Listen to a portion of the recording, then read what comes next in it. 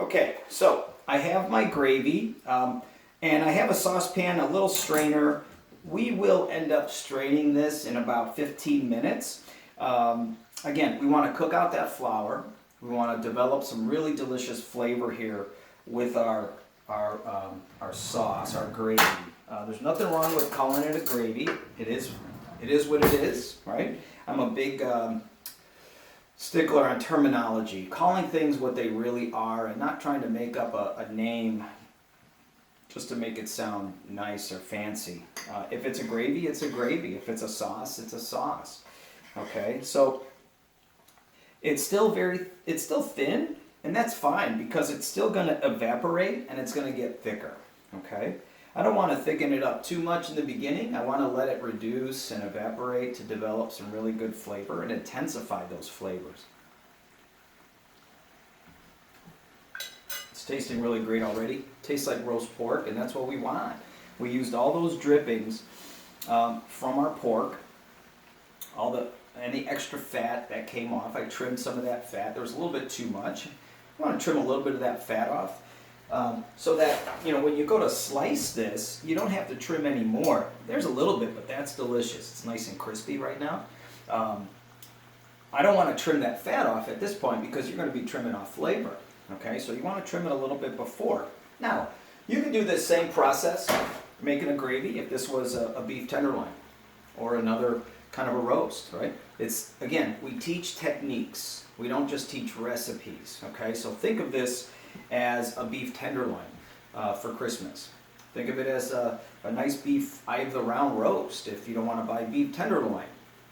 Think of this as a pork tenderloin. Now, obviously, smaller the muscle, it's going to cook a lot faster.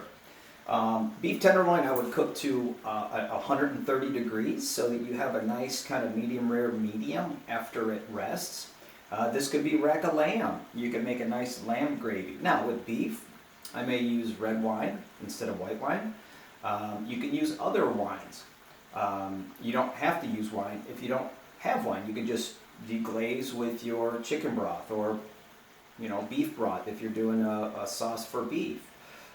This could be a gravy from a roast chicken or a roast turkey. Again, same process. The key is, after you take it out of the oven, you want to make sure that you evaporate any moisture that's in the pan. That process is called clarifying the fat. Okay, so if I add my flour to that pan that has fat and moisture, when I add that flour, I'm going to get lumps. And that's why people get lumpy turkey gravy or lumpy gravy in general. I want to evaporate that moisture. It'll start to kind of spatter a little bit when you know that the moisture is evaporated. If there's a little bit, it's going to be okay, but generally, from a turkey or a large item, tends to get a little bit more juices developing in the bottom of the pan. So if you add that flour, you're going to create lumps in your sauce or gravy. So let's take a look at our pork roast. So again, that's looking great. My vegetables are doing good. If they start to get a little too much color, then what I'll do is I'll put a little water in the bottom of my pan. Now, in about 15 minutes, so this is going to take about 45 minutes to an hour, okay? Doesn't take that long. Very simple process, very simple work. In about 15 minutes, I'm going to add this rosemary. I have some chopped rosemary. I'm going to add some now just to show you the process, okay? And kind of let that just kind of cook on there. And then a little bit more. That's going to really start to develop some good flavor. Okay, so again, 45 minutes to an hour. Internal temperature using a thermometer. We want to shoot for 130 degrees. If you have a digital thermometer, you can actually leave it in, just the probe, not the whole thermometer, in the oven, and set your alarm. And then it's really a lot easier to gauge. Okay, so let's take a look at our gravy. So we are gearing up for our spring semester. We are following all the COVID-19 guidelines from the CDC and the Illinois Department of Public Health at the college to try to create a very safe environment for anybody who comes to the college. Temperatures, we talk about signs of symptoms to look for. We social distance at the school the best we can. We always wear masks the correct way. So we have availability for the spring semester. We would love to have you at the college to really jumpstart your career in this field. I've been doing this for 37 years. I couldn't think of anything else that I would rather do. There's so much you can do and so many different directions you can go in this field. Whether it's culinary arts, baking and pastry, restaurant management is another great field for those who may not want to work in a kitchen. That's we need as many restaurant managers as we do cooks and pastry chefs. So you can go on cruise ships, you can do research and development and food art. There's so many different directions based on what you want to do. But the main thing is that we have a passion for food, a passion for cooking, and really the reason I do this is to make people happy. Because we can make people happy and bring together people with food. It's very easy as long as you give them delicious food. Okay, so here's our gravy. All right, now, as I said, I'm going to go ahead and strain this. I want to get all that delicious gravy out of the pan. And you could see my pan, once I'll hold it up, that it's pretty clean. There isn't any more fond. The good thing is it's going to also make for easy cleanup, right? All right, because being a chef, you have to love to do dishes. Yes, you do.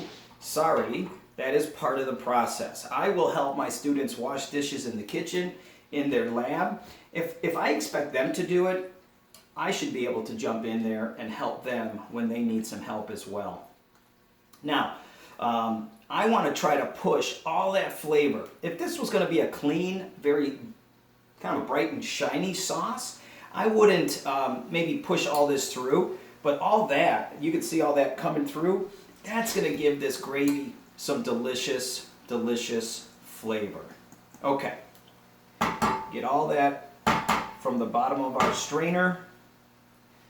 Now, I want to look at this. I could tell right now that it is a little thick, okay? And that's okay. You can always thin it down a little bit with some of water if you don't have any more broth, a little chicken stock. We want something that's going to be what's called a nappe consistency, where it just coats the back of a spoon. Now, you might like a gravy that's a little thicker than that, and that's fine. So I like the way that looks. You can see that beautiful shine.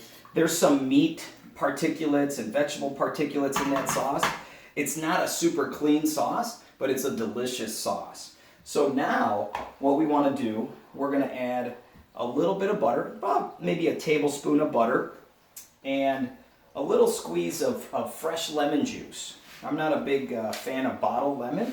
Now, sometimes I will add a little bit of vinegar to my sauces, but I always add some kind of acid because that is going to kind of lift up those flavors. It's going to cut through some of the richness, some of the sweetness of a sauce, and really give it a nice bright kind of spark. And that's what I like to see. Now, not too much lemon. You don't want it to taste like lemon.